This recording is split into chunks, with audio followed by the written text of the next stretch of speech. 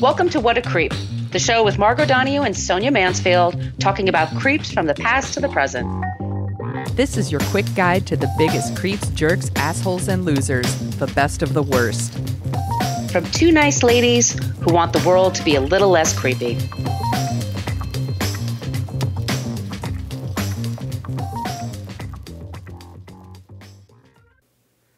Welcome back to What a Creep. This is Margot Donohue, and my cohort in creepitude, as always, is the amazing Sonia Mansfield. Hey, Sonia. Hello, my friend. Hello, my friend. We are the podcast that talks about creeps from the past to the present. We have an, I guess we would say old time because it was from 40 years ago, a Hollywood murder. And it was murder, by the way, just... Yes. But this story is going to take you to some places. If this is your first time listening, we also want you to know that we end every episode with someone who is not a creep. So it leaves you feeling a little bit more uplifted about the world. Yes. We are always looking for suggestions for creeps and also the non-creeps. So I say start with the social media stuff. We do have a basic Facebook page.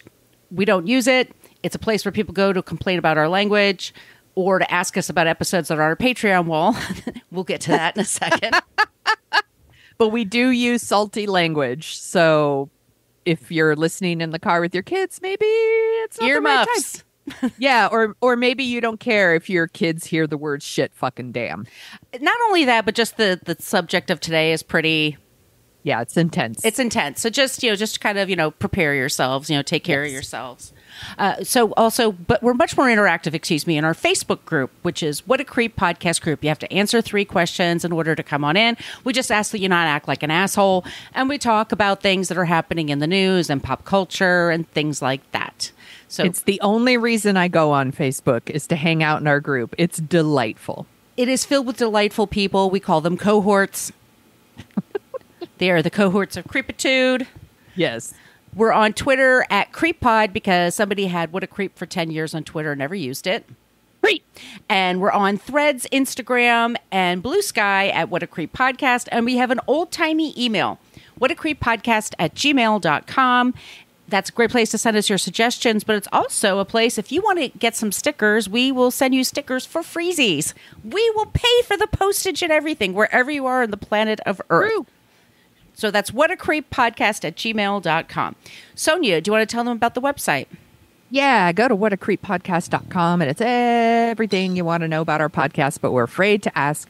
There are links to all of our past episodes in there, and in each of those little posts, you could click, and it opens up, and it's a whole blog post, and it's got all of our sources, because we source everything we do. We're not making this stuff up. We want to give people the credit that they deserve. If you're looking for a deeper dive on any of our creeps, that's a fabulous place to start. There's also a link to our merch shop where you can get t-shirts and tote bags and face masks because COVID is coming for the summer.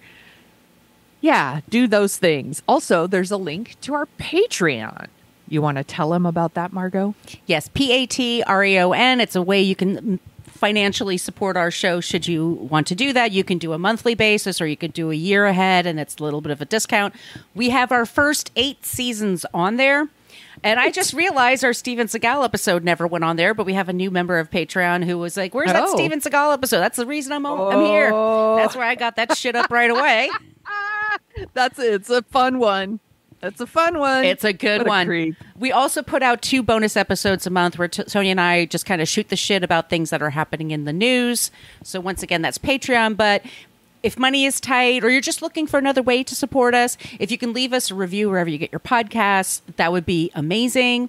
I want to thank on Spotify, Kimberly, who left us a nice review there. And I want to say hello to Evie Marie, who left us a great review in Apple Podcasts. Thank you. A 5-star review that always helps us. And I'd like to say thank you also to Patreon for Shannon, Susie, Nikki, and Whit for joining us. We really appreciate it. Thanks. Yeah. Have I done everything, Sonia? Have we forgot anything? No, I think that's all the things. Okay, so we're going to talk about today is the murder of Dominique Dunne. And it was a murder, by the way. Yes. She was known for her role in the 1982 film Poltergeist. That's the one she's most famous for, but she was... Yes. We'll talk about her career. All-time favorite movies. I think it's my favorite Tobe Hooper movie. Yeah, it's definitely my favorite Toby Hooper, and it's definitely one of my all-time favorites. Like, if I made a top 10. Yeah, same. And Sonia and I co-host a show called Dorking Out, where we dorked out about that movie. Yes. She had a bright future. Tragically, her life was cut short on October 30th, 1982, when her ex-boyfriend strangled her. His name was John Thomas Sweeney, and it was outside of her West Hollywood home. She never regained consciousness, and she was on life support, and they took the tubes out, that whole thing where they let them pass away. So she actually died on November 4th, 1982, which is about a month before her birthday, her 23rd birthday. She was very young.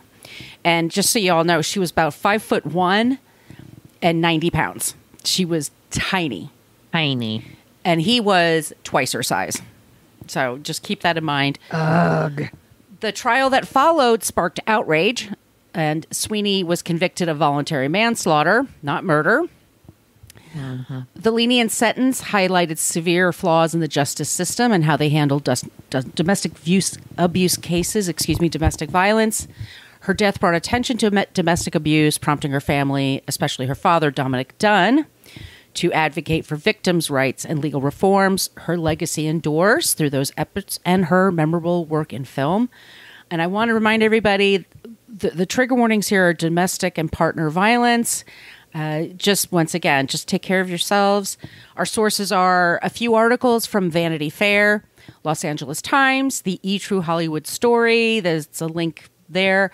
All That Is Interesting, City Journal, Variety, Vulture. The Friday Afternoon Club, a family memoir by Griffin Dunne, which I completely love. I'm not going to give away everything he talks about there. We're just doing kind of a high-level talk because I want you all to get his book. There's also an audiobook, The Murder of Dominique Dunne by Erica Thomas and Troy McElfresh. Her Dominique Dunne's Wikipedia, People Magazine. We love her People Magazine. Mm-hmm. And Slate. Dominique was born November 23rd, 1959. She wasn't the first Dominique in her family. Her mother and father had a few miscarriages before they had her. The babies died soon after birth. Excuse me, that's different from miscarriage. But she was the only daughter to Dominique Dunne, who was a movie producer when she was growing up. And we all know him in our lifetimes as a writer, mainly with Vanity Fair and his fiction novels. And her mother was named Lenny, Eleanor Beatrice Lenny Griffin. And she was the daughter of a socialite. She came from a lot of money.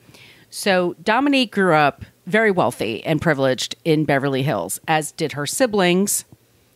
But her family had their share of ups and downs. First of all, Dominic was in the closet. He was a closeted gay man. He and Lenny, by the way, loved each other very, very much. But that's kind of a big thing to try to overcome in a marriage. Yeah.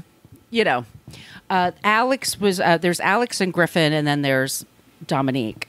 Alex, their son, has had some mental health issues throughout his life.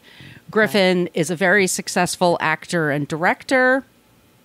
He directed Practical Magic, which, by the way, there's going to be a Practical Magic 2 for all of us that are out of that. Dying for that.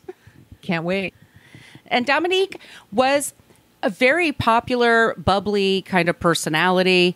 She went to 3 different private high schools, one called Taft in Watertown, Connecticut, where I went for one summer. I went to summer school voluntarily because I'm a nerd. Nerd. I really did. But she also was incredibly intelligent. When she graduated high school, she went to Italy for a year. She learned Italian. She came back to the States. She went to a college in Colorado for a little bit, but she really wanted to get into acting, so she dropped out of college. And within a week of deciding that she's going to be an actress, she was in a TV movie called Diary of a Teenage Hitchhiker. So she must be nice. Yeah, I mean, she just had that quality. Yeah. She had that luck, but she also, she grew up in Beverly Hills, so she knew people. Yeah, absolutely. But everyone says that she was very, very cordial. She had a lot of friends. She was outgoing. She, I guess we'd say, was an extrovert. She had what was called the Friday afternoon club. So with all of her drama school friends, all these acting class friends, they would come over every Friday afternoon and have drinks. Among them was George Clooney, Miguel Ferrer. These are all Never heard of these people. Right. Never heard of them. Her mother, Lenny, had multiple sclerosis. So almost all of Dominique's life, her mother was in a wheelchair.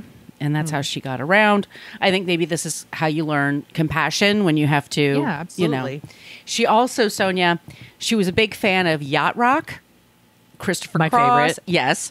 And she was an animal lover. And she often took in stray animals that other people wouldn't take in. She sounds like good people. She's one of us. Yeah. She gets her big break with Poltergeist. She plays the oldest daughter. And it's always that thing like, how old was that daughter and her mother? Was that her stepmother? Like, everybody kind of like, but she, Yeah, there's some math to be done there. there's some math that's not mathing, or it is fine. mathing. But Yeah. anyway, she was great in the role. She was hilarious. She had these big doe eyes. Mm-hmm. She had this, very porcelain skin and dark hair, like very, she was just gorgeous, and she was very petite. Yeah, she's beautiful. She's really beautiful and a great actress, and she did all the TV shows at the time. She was a guest star. So there was a restaurant called Ma Maison in Los Angeles, in Beverly Hills. Sounds fancy. And it was very fancy. Wolfgang Puck started his career there. Okay. And the place was so chic that they had an unlisted number. You could not call that restaurant to make a reservation.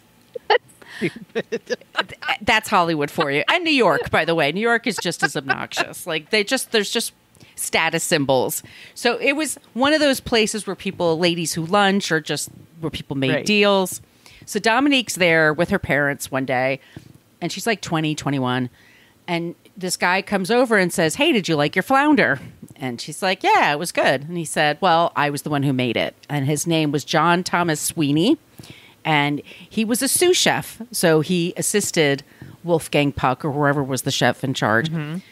Actually, that was the first lie he told her, because he didn't prepare her meal. It was somebody else. What a dick. Red flag. But he saw her. He knew who she was. And he was attracted to her. And he's kind of like shooting his shot. Like, I'm just going to go over, Yeah. which is what people do, to meet. And there was a spark there. Yeah, before online dating, you had to meet people in the real world. You had to shoot your shot. Shoot your shot. And, Yeah. and that's not creepy. It's fine. She's 20, 21, like I said. He's like 25, 26. So not too much difference in age. But he grew up in Pennsylvania in a steel town. Alcoholic father, negligent mother. You could do the rest of the math. I mean, It sucks. It's a really tough way to grow up. Yeah, absolutely. And he comes to, I don't know how he found his way to California, but he did. And he went to chef school, whatever. Starts working at Ma Maison, and he starts seeing all these celebrities and all these like people that are famous and wealthy and powerful. And he's a super insecure guy. So he's constantly judging himself against these people. And it doesn't fill him with it fills him with self-loathing. That is a part of it. But self-loathing can turn to anger, and anger can be expressed outwardly or can be expressed inwardly. He did both. So he drank a lot, he took drugs, and he yelled at people, but then he also felt sorry for himself. He's an asshole. So fun. Sounds like a blast to be around. Yes. And so Dominique tried to have him, once again, there was an attraction right away. Within a few months, they were living together. Girl, when we were in our 20s, we could fix him. We could fix him. Fix him. He loves me. He needs me. He loves me. He needs me. I can fix him. He's a norm. He has a regular job. That's cool for me because I can do this and he could do that. And that's a nice balance for each other. But he resents her fame. He resents her family. He resents her friends. All these people that are smarter, that grew up easy. Like in his eyes, everything was easy. Not understanding like her older brother was having mental health issues. Her mother's in a wheelchair. everybody has their Look, problems. Everyone has their challenges. Everyone. Right. Like, nobody... let me rephrase that. There are some people probably just walk through life and it's like everything's great and perfect all the time. But those people, it's pretty rare. Yeah. It's pretty rare. We're all dealing with our shit. Everybody. Right. And that's what she had to deal with him. And they would get in arguments, and then he would go back and say, I'm so sorry. I don't know what got into Come on, me. baby. Please take me back. Please take me back. I really care about you. And so she would take him back. And it was, they lived together. He didn't make nearly as much as she did. So I'm guessing like she got this one. I think it's a 2-bedroom house now, but at the time it was a 1-bedroom house in WeHo. I think that's what they call it in West Hollywood. Yeah. And that's right. They had dogs and cats and a rabbit. Like she had all this menagerie and this asshole guy. And she flew him to New York to meet her family because Griffin, her parents split up. And let me go back a little bit more. So Dominique Dunne was a movie producer, and his brother John was a writer, and then his wife Joan Didion was a writer. And Joan Didion is a California legend. Yes. Year of Magical Thinking. Right. Like Play It As It Lays. Writer. Yes. She wrote for the Saturday Evening Post and some other publications. It was all think pieces and essays. She's originally from Sacramento. She was one of those people. She went to the Haight-Ashbury in like 1967. Yes. And famously ran across a child that was given heroin by their parents. And she started and she was excited because it made her story better. Like she was a writer. She was, they're a little wacky. We're writers. Yeah, there's a wacky. really great documentary about her on Netflix. If y'all are interested. Which Griffin directed. Yes. And so yes. The families were very close, but as Dominic, his power was rising as a producer, and then it started dropping. And he also was into drugs and alcohol. He was closeted. He would go out and he was probably really unhappy. Yeah. Very unhappy. He was doing sabotaging things to the relationship. Mm-hmm. So he winds up moving to New York. Also, he and his brother were having conflicts because his brother and his wife, Joan, they were writing screenplays and they were very successful. And they were everybody loved Joan Didion and John. They loved Joan and John. Mm-hmm. Dominic is the one who, when they came to California, he introduced them to everybody. And then all of a sudden, their house was the cool house, basically. And everybody. Right. And they're invited to all the parties. And yeah. So there was some jealousy and resentment going on there. Joan and John had adopted a daughter named Kintara. They called her Q. Mm-hmm. And Q was, I would just say, like a typical teenager, late 70s, early 80s. Kind of wild. Sneak out of the house to go to parties. This is like a tale as old as time, especially in a town like Hollywood. For extra money, Dominique would babysit that when the parents had to go on trips, like to locations or whatever. And more than once, she's had to track her down at some party without a cell phone, by the way. Like she just had to find her the old-fashioned way, take her home. The kid would puke her guts out. Oh. And then Dominique would try to tell the parents, you really have to, and, anyway, the parents. Yeah. So Dominique takes him to New York. So now Dominic is living in New York City. Griffin's in New York City. And Alex is in New York City. And Alex is in a halfway house for his mental health issues. He's in the hospital and he's there. Griffin is starting his career as an actor. And he's in a movie called Baby, It's You with Rosanna Arquette. Do you know this movie? I know of it. I know I've of it. never seen it. I know it has fans for sure. It's got fans. I haven't either, but it takes place in the 60s. That's the name of a song, Baby, It's You. Rosanna Arquette, this is before she did Suddenly Seeking Susan. And yeah. So Desperately Seeking Susan. Desperately, yes. Sorry. Suddenly Susan was something else. I'm mixing up my Susans. So Griffin was in that movie And the lead character apparently has a boyfriend that's really jealous and possessive and is constantly trying to like get her back and that kind of thing. I think it's Vincent Spano plays him.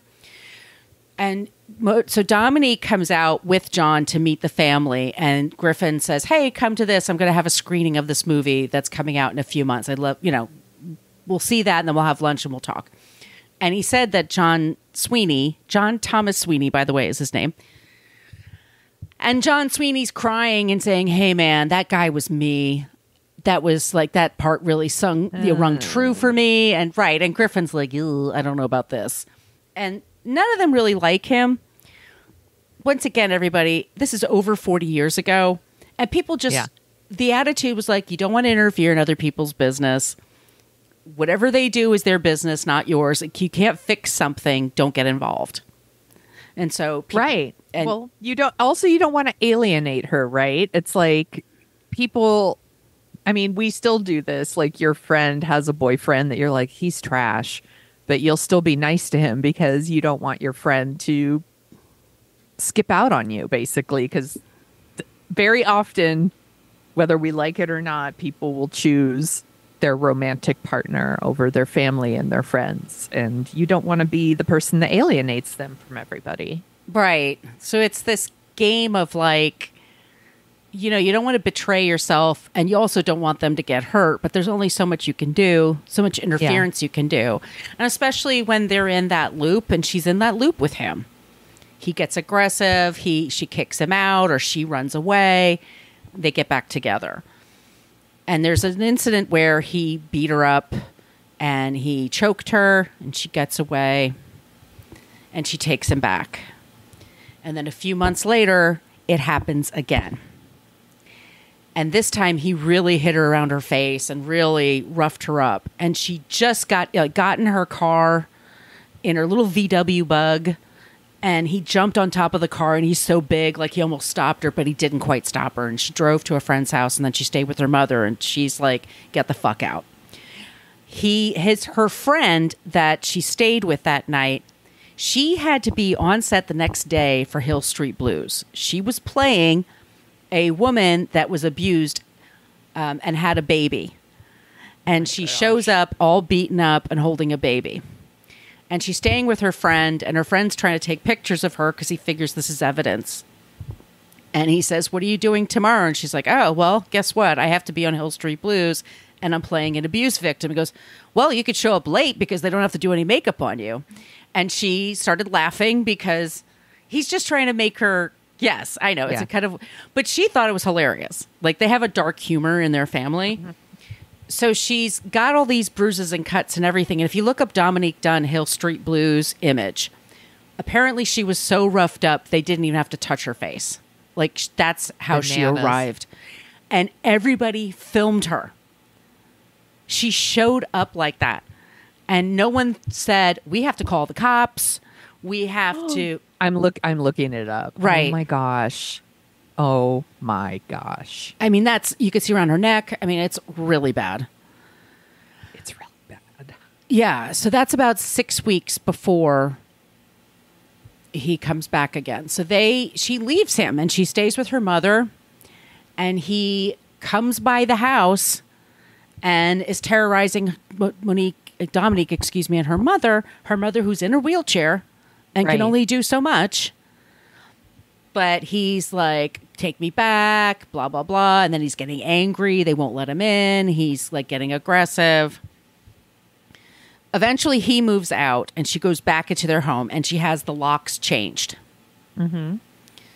So she's in her home and she's up for a part in a TV movie called V, which would become a series.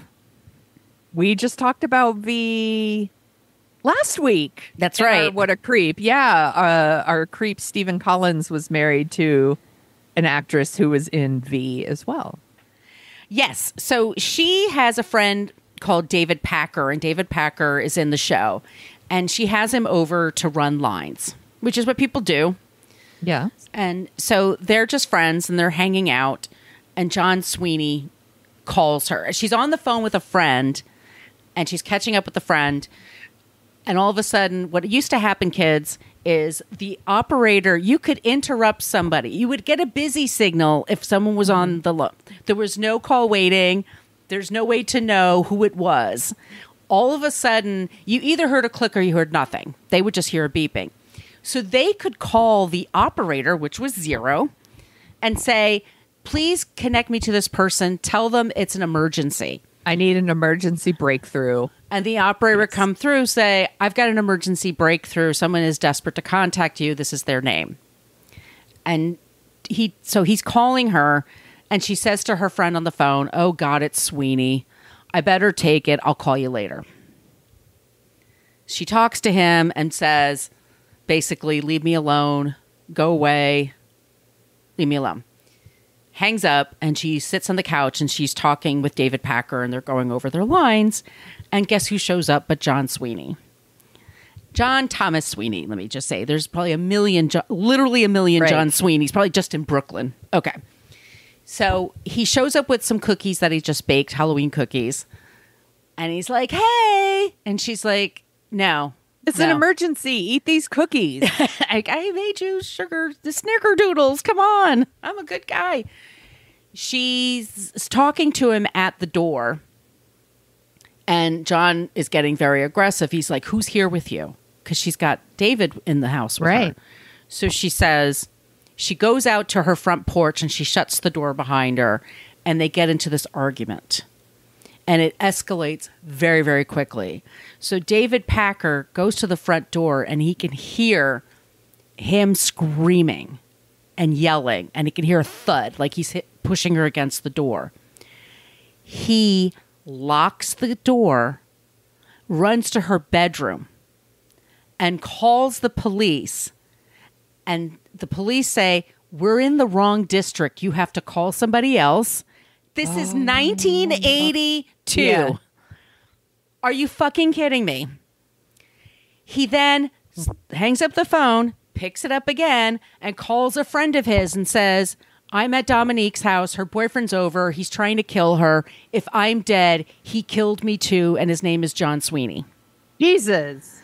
He runs out of the back of the house and goes to like the driveway. Between the driveway and the backyard, there's this patch of grass. And John Sweeney is standing over her and she's unconscious. So in the time that it took him to lock the door and make those calls, he comes out and there's John Sweeney and he's just kind of muttering around like, she's not moving, she's not moving. So he had choked her for 5 minutes. You cannot go without oxygen to your brain. No. With that's okay.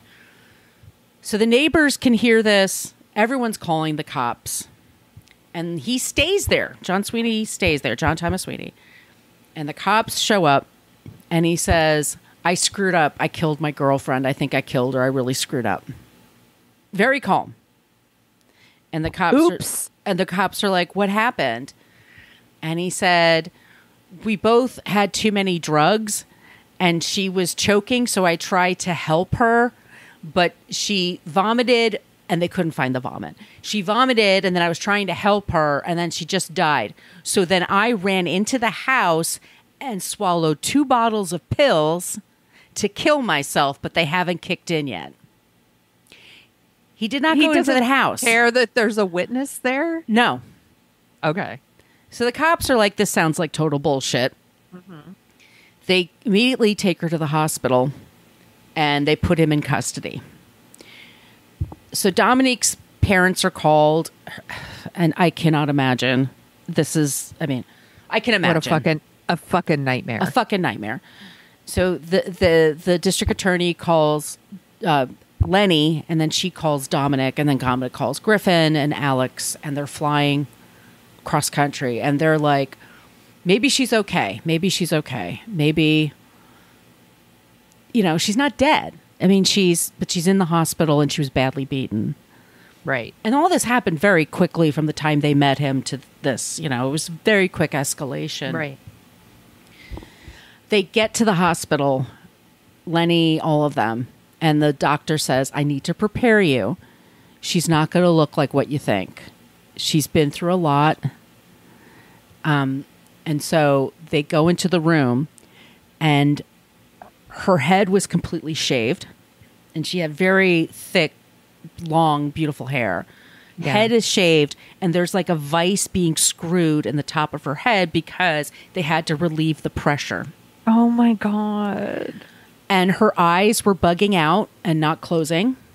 Oh my God. She was essentially, brain dead. She was not functioning. She couldn't talk. She can't understand anything. She's in the suspended state. And 22 years old. And like I said, tiny. She was little. Yeah. And this is like a huge guy that did this to her. So the doctors then have to explain she's not going to make it. Even if she makes it, she's never going to be Dominique, the one you knew.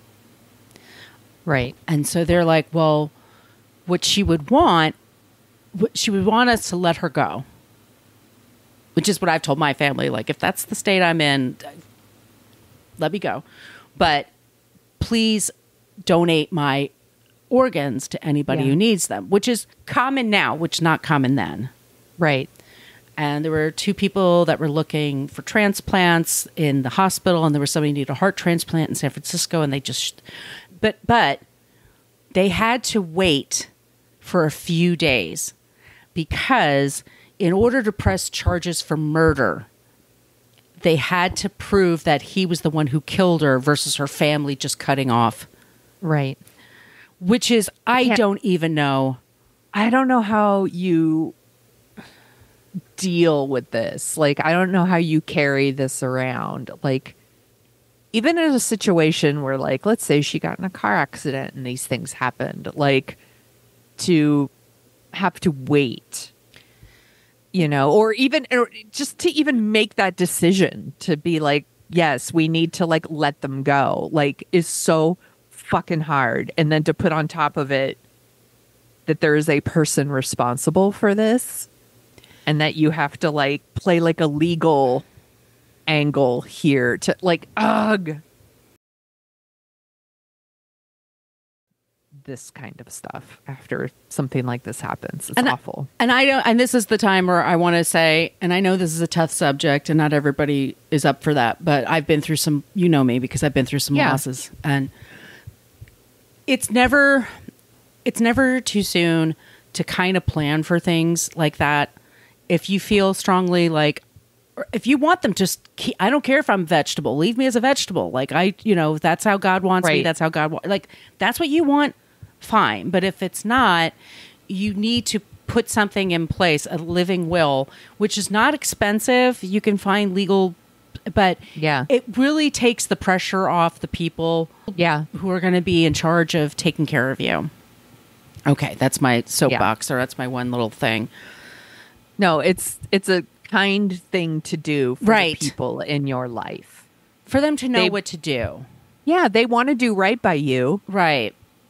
So you need to express your wishes to them. Right. I had that conversation with my brother when when we were taking care of my mom. I was like, what do you want? And he said, I was in the Navy. I want a Navy burial at sea. I'm like, okay. Which is good. It gave me something to do, and it made me feel useful. So, her heart went to San Francisco, which she would have loved that. Her pets, people took in her pets. They're okay. But the one dog she took in, she was on a shoot, and it was in the mountains, and there was a stray dog, and she took him in. For a while, she was staying at the pool house at the Dunne house when she was hiding from Sweeney. Mm-hmm. The dog slept outside that house, that little pool house, because he missed her so much because his person was gone. I mean, it's just, everything is like... These are the stories that make me fucking bawl, or the people that, like... Yeah. The dogs that don't want to leave hospitals, or there are soldiers that have the dogs that sleep on graves. Yes, I know. Same. I can't. Okay, so sorry. I'm all right. So it's November 4th. She finally passes. They take the tubes out, and she quietly goes, and they charge him with murder. And Sweeney, at Ma Maison, the person that owned Ma Maison, was like, you know what? Sweeney was a great employee. He was a stand-up guy. I know he really loved her. It must have been some crazy accident that happened. And they paid for his lawyer. They made publicly sure. Bananas. Publicly sure that they were taking care of their guy. So he's working for them. Why would his job do that? I don't know, Sonia, but Joan Didion and John Dunne were sent flowers by the owners of Ma Maison for their loss. And they did lose. They loved Dominique. But they didn't send them to Lenny. No. Which is they send it to baffling. The famous people. Right. The famous people. The more who famous eat people. In their restaurant. Yes. Right. That's how fucked up this all is. Fuck that restaurant. Yeah. Well, Ma Maison doesn't. One star Yelp. They're not around anymore. So it's water under the bridge. It's gone. And it's not Wolfgang Puck's problem, by the way. He's just a cook, but he's a chef there, but he's not in charge of the policies. Enjoy your Wolfgang Puck frozen meals. You're fine. Yeah, you're fine. He didn't do anything. So almost a year later, they have the trial, and his attorney, Sweeney's attorney, is Mike Adelson, and he's a real prick. I mean, and we've said this before. We understand the justice system. You are absolutely entitled to a fair trial. Yep. We also understand the idea that in our justice system, it is better for a guilty person to go free rather than have an innocent person serve even a moment in jail. Right. That's the way. Yeah. So we do understand that. But Mike Adelson, and we'll talk about, I don't know if you know about the case of Theresa Saldana. She was an actress. I'm going to bring her up in a little while. Okay. So anyway, I'll let that go. Yes. So Theresa Saldana's, she was somebody who's for a victims advocate group. Yeah. What was really impressive for Lenny and for Griffin was that Sharon Tate's mother, Doris Tate, Sharon Tate was murdered by the Manson family. Mm-hmm. They had her in a group called Parents of Murdered Children. And they immediately, with the whole family, just sat them down and said, okay, this is the worst day of your life. This is the worst time of your life. Wait till the trial happens. That's going to be the second worst. Because it sounds so hard. But they were like preparing them. Yeah. Like, this is how it's going to be. And the way that the defense was going to put Dominique on trial, which is what happens in these cases when the dead person is not there to speak for themselves. By the way, they all say to them, you need to show up every day at that trial front and center. That jury needs to see you. Yeah, you remind them that she was a human with family, people who loved her. Yeah, so that she doesn't become this nameless, faceless thing. And there's and the people who do attend, they get scolded. They're told, do not react, do not cry, do not say anything, because it's considered unfair for the jury to see that. I mean, it's okay. And the judge is a man named Judge Burton Katz, and Burton Katz is in his 40s, and he's a fucking shithead. He is the worst possible person to be in charge of this trial. He's a goddamn loser. I hate this guy. Okay, fuck this guy. Fuck this guy.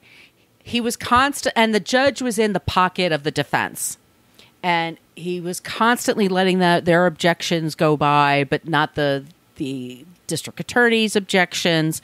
They basically were painting Dominique as a spoiled actress, a spoiled rich person who treated her boyfriend like trash and dumped him when she told him she would take him back. And when he got to her place and she didn't take him back, he was just really upset.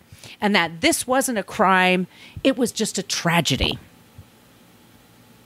First of all, please, let's say that's true. Let's say all those things are true. She's a spoiled brat and she treated him like shit. and blah, blah, blah. Guess what? You still don't get to choke someone until they die. Yeah. That too fucking bad. I don't care. You should be glad she broke up with you then. Like, go on. Yeah, go on with your life. You're at Ma Maison. That should be, you should be able to get a chick that way, right? Yeah. But, like, fuck you. That's not a good enough. Sorry. Maybe in certain man's eyes, that's good enough reason to be able to murder somebody. Like, it's not the whole, like, men's worst fear, women laughing at them, basically. And women's worst fear are men. Are being killed by men. Right. That's why you picked the bear. Yeah, that's why we picked the bear, dude. Right. Like, dudes are like, why are they picking the bear? This is why we picked the bear. This is why we picked the bear. This is somebody who knew her very well. They lived together, and this is how he treated her. Yes. I mean, okay. So the judge gives the family a hard time if they're crying. They get scolded for crying or for rolling their eyes or anything. Sweeney shows up every day, all cleaned up. He's holding a Bible in his hands. Oh, fuck this guy. Whole fucking trial. He's so holy. I mean, seriously. And much like the trial that we talked about with John Landis, where, the jury gets there and then they're like, ooh, celebrities and blah, blah, blah. So there were a few celebrities that did show up for Dominique's side, by the way. Like, they were there for that family. But, and this is an important but, Joan and John were worried that Q would be called to the stand to be a witness about Dominique, what she was like, the kind of person she was. They were worried that if Q was on the stand, that she would then, Quintana, that she would basically talk about her partying and her past. Right. And they did not want her to be exposed that way. So they decided to go to Paris and stayed in Paris during this trial versus going to court. The family needs them the most. They took off. I mean,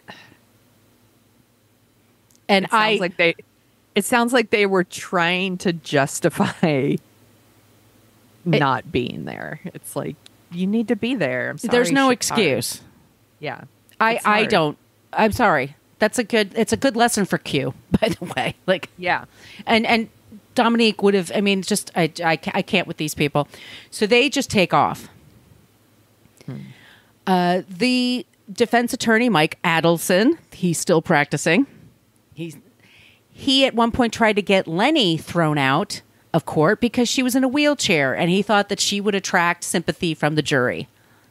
And the judge actually said no. No, she's allowed to exist. The ableism in that is just this so guy. Fucked up. One of the people that and this has happened when we talked about Harvey Weinstein, and they brought up past instances of him to show a history, a pattern of behavior of his raping and, being a harasser of women. Mm-hmm. They had women that Sweeney had dated in the past who contacted the DA, and one woman, her name was Lillian Pierce. She said, I dated this guy between 1977 and 1980, off and on. He put me in the hospital twice. He's a monster. And so the judge was worried this would be prejudicial to the jury. You think? So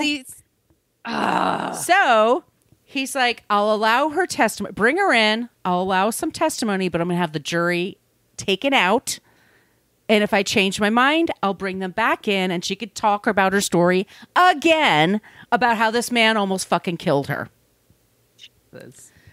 So she gives her testimony, and Adelson's trying to poke holes in her story, and she's not changing for nobody. Right.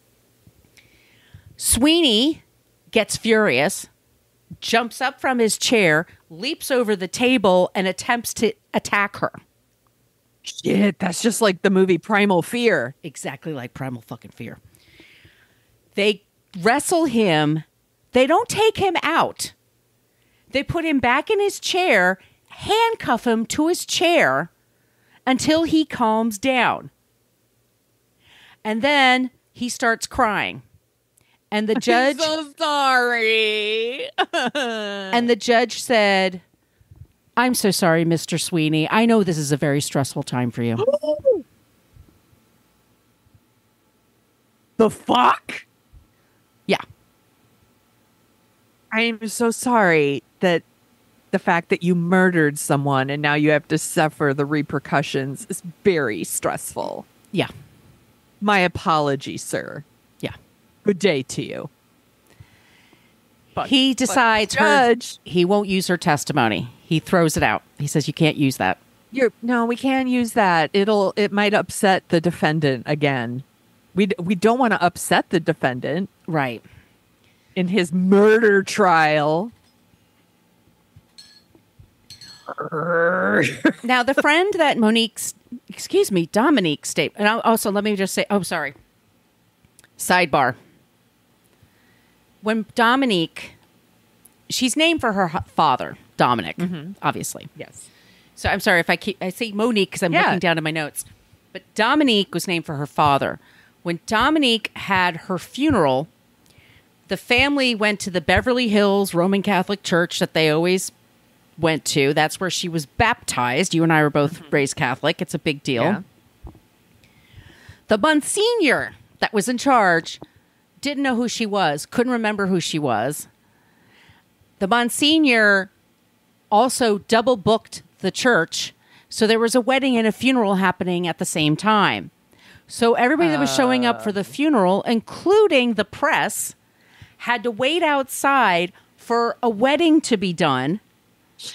Then the wedding is over, and they walk out, and this couple walks out, and people are throwing rice, and there's like rice, and there's this whole bunch of people dressed in black, and a bunch of paparazzi and news cameras. And they're like, what the fuck? Oh. So they're walking up, and they're walking on this rice that's on the steps. Yeah. And the family goes in for this funeral. 22 years old. Her friends are like bringing her casket in. Her casket has pink flowers on it. Monique hated the color pink. Her florist got the wrong color, wrong flowers, wrong color for the flowers for the funeral. Nobody's doing right by her. The priest, the Monsignor, also throughout, who forgot her name, who forgot who she was, constantly referred to her as Dominic. Not Dominique. Dominic. So Dominic told him he was an asshole, and so did Griffin. When they go to the trial,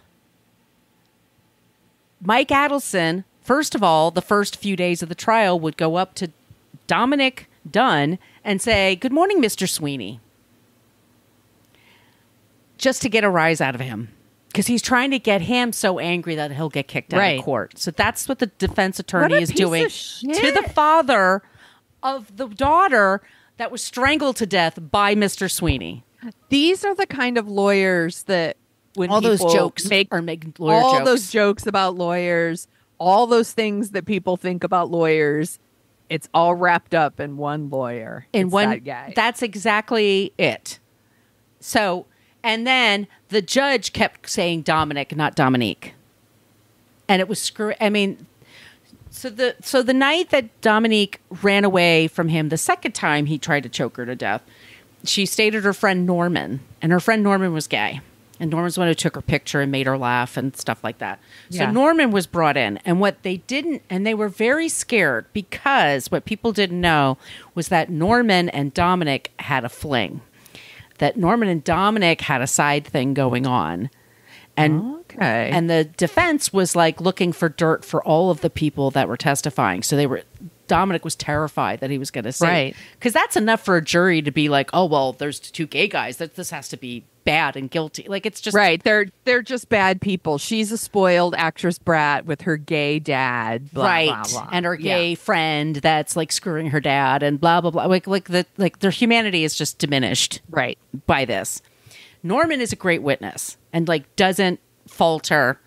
And when the defense attorney Mike Adelson is trying to like take him off his game. He would just look at the jury and answer the questions. Like, this guy's full of shit. Like, listen to me. All right. So we get to the verdict. And at the same time that Griffin Dunne and his parents are going to this trial every day, Griffin Dunne is filming a movie called Johnny Dangerously, which we are adding to the list for dorking out now because he talks a lot about Johnny Dangerously. And in one scene, Griffin Dunne is at a table with a set of couples, and they look like old school Godfather, mobster, Goodfellas type of people, just over the top. And they really were. They were hired to be extras because they really looked the part. So Griffin, like, immediately made friends with these people, and he said, like, they had like fake, ginger ale in their bottles and stuff. Like, where's the champagne? So he brought Cristal champagne. Like, they're getting trash as they're filming this movie. And he tells them the story about what happened with his sister, and they're following the news. So one of the extras, the dude, takes him aside and just says, just so you know, I know people. And if you want this Sweeney taken care of, you just... It's fucking tempting. Yeah. And he's human. It's human. Yeah. It's very human. He was like, I don't think so. So he goes home and he tells his dad about it. And they start like joking, and they're like, well, what if we didn't kill him, but we roughed him up? Just made it... And so tempting. And so Griffin goes back and he says to the guy, he takes him aside and says, look, instead of killing him, can you break his hands to the point that he can never be a chef again? And the guy goes, that's not how this works. Like, it's not a la carte. Like, that level of specificity, no. Like, you want him out, we can take him out. Like, but I don't want a full meal. I just want an appetizer. Right. Can we just, it's like, just give a really atomic wedgie and like really embarrass him. Like, no, this is what we're going to. So anyway, they had the thought. But anyway, so he's on the set and somebody calls him and he's in his trailer, like, the jury returned a verdict. And the jury returned the verdict of guilty, but not, and the jury asked 4 times for instructions from the judge between homicide, and it's like, it's level 2 homicide versus involuntary manslaughter versus manslaughter, like what really happened. Okay. And it's for that case of like, you just happen to have a gun in your hand for some reason and it goes off and it kills somebody. You didn't obviously mean to kill them, versus you were yelling and angry at somebody and drunk and pointing a thing at it. And then there's just different levels. So they're trying to decide. This guy who dragged a woman by her throat from her front porch to the lawn, did he really mean to hurt her? Like, but the jury was asking, and the judge kept saying, the instructions are fine. Just follow the instructions. So they had a hard time coming up. So anyway, the guy had 2.5 years for his sentence for manslaughter. Oh, God. And also, because he had been in jail this whole time, that was added to his time to the sentence. So it was like 2 years and he was out. 2 years. For murder. For murder. Yeah. He strangled her to death, which is the toughest way to kill somebody. You have to look them in the eye. It's awful. It's it's not easy to, I mean, we read enough, we do this enough shows about this stuff. Like, it's a very hard way to kill somebody. You've got to really be angry and persistent. And there's like, no. Yeah. So he's like, oh, I blanked out. I don't know what happened. Blah, blah, blah. Fuck you. So Fuck you. This is what he does. Again, he's got a history of this shit. Right. But the jury doesn't know that. The jury did not know. So the judge thanks them for doing their jobs, and it's not their fault. They're not in charge of anything. They're just there. I mean, and we're not in their position, so we don't know. But the judge tells them, oh, you did a good job. Thank you so much. And just as they're returning this verdict, John and Joan come back from Paris.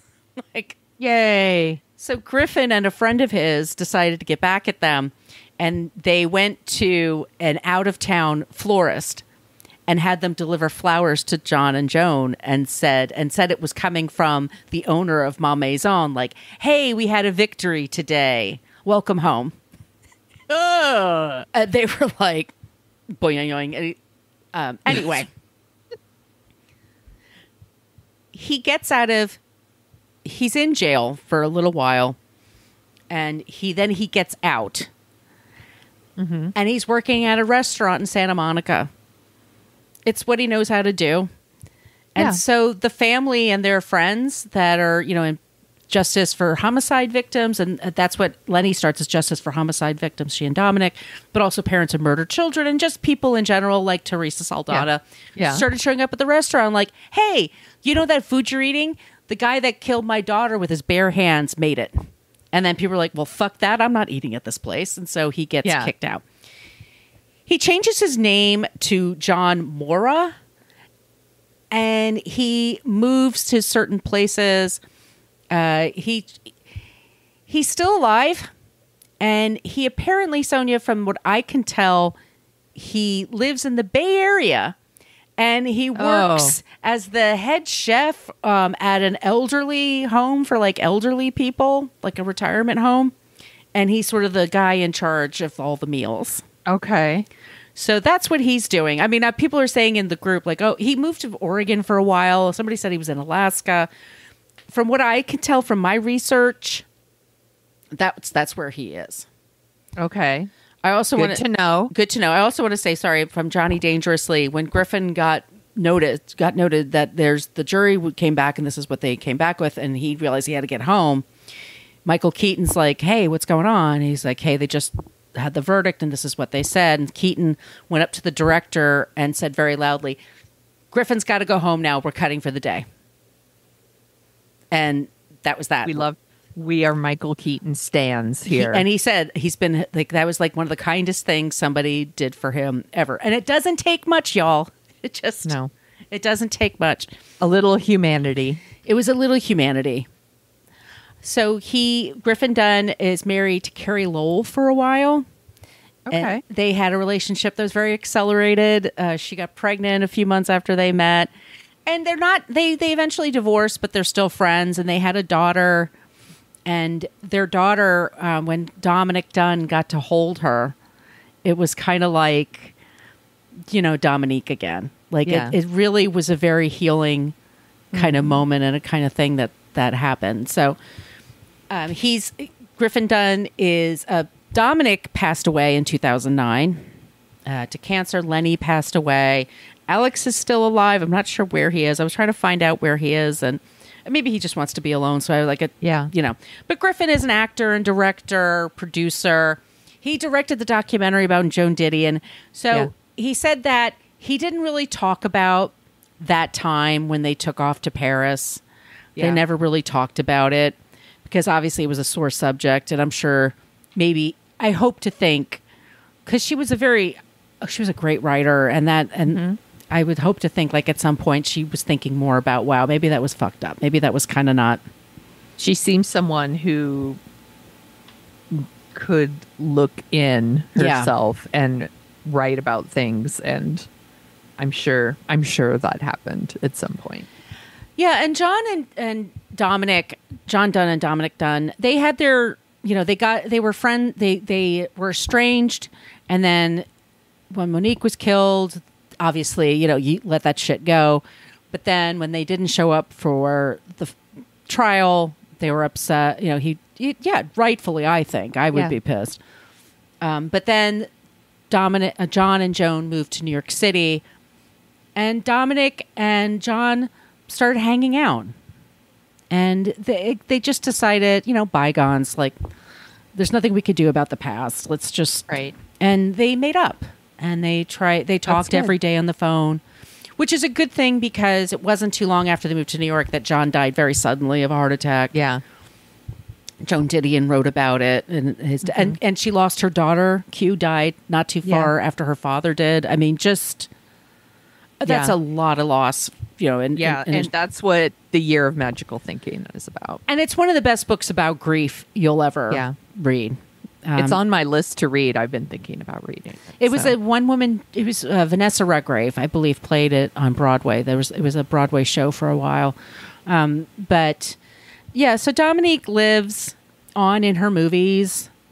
She was loved by her friends. They missed her terribly. She was somebody that was a uniter. She brought people together, and she was a good person.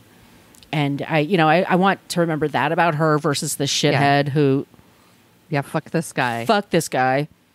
And so our creep this week is John Taylor Sweeney. Thomas fuck Sweeney. Sorry. John Thomas Sweeney. John Taylor Sweeney, you're fine. I'm so sorry. You're fine. John Thomas Sweeney. If he's a chef and his name is John Thomas Sweeney, he's a fucking asshole.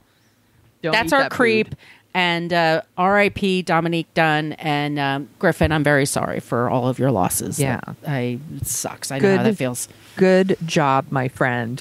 Thank you, and definitely get his book, The Friday Afternoon Club, because there's stuff I actually wrote down. I'm like, no, you should just read that and read it for yourself, because it would piss me off. I'm writing a book, and if somebody just talked it out for like an hour, and then nobody was like, oh, I don't need to buy it now, I'd be like, fuck you. I spent 2 years on that shit. Oops. Well, we chatted. Her name already came up once, so this is our non-creep. One of the victims' rights groups that was protesting the verdict outside the courthouse was Victims for Victims, which is a group that was founded by actress Theresa Saldana. And, a lot of people might remember her. She was on The Commish. In the 90s, and then she played Joe Pesci's wife in Raging Bull. And that's where this man, Arthur Richard Jackson, saw her, and he became very obsessed with her. He hired a private investigator to get her get the unlisted number of her mother. And then he called Saldana's mother and pretended to be Martin Scorsese's assistant, not accountant, assistant, saying that he needed her address, that he was trying to contact her about getting her in a film that he was working on. Which her agent to him. would do, by the way. Yes. Don't fall for her that. Her mother doesn't know. No, why would she know? So it turned out he stalked her for 18 months after that. It's how terrifying. She lived in West Hollywood. And then in broad daylight, walked up outside her house, and he attacked her, and he stabbed her with a hunting knife. He punctured a lung. There were people around, there were children. And then a delivery man was nearby, and he overheard, intervened and apprehended him until the police showed up. She was in the hospital. She was in the hospital for 4 months, Jesus, recovering from these. And the man, he ended up serving 14 years in prison. But which compared to what we just talked about, she didn't die, by the way. Again, she made a recovery from 4 months, but he served 14 years, not 2 years. Right. After that, after he was done serving his 14 years, he actually got extradited to the United Kingdom because he faced charges for robbery and murder over there as well. So in the UK, we don't want this asshole. Yeah. So there was that. We don't claim him. Yeah. That dude is dead. He died at 6. So fuck that guy. But so during her recovery, Theresa Saldana founded Victims for Victims, and they are a group that fought for anti-stalking laws. So she was part of the lobbying effort to get the 1990 anti-stalking law passed.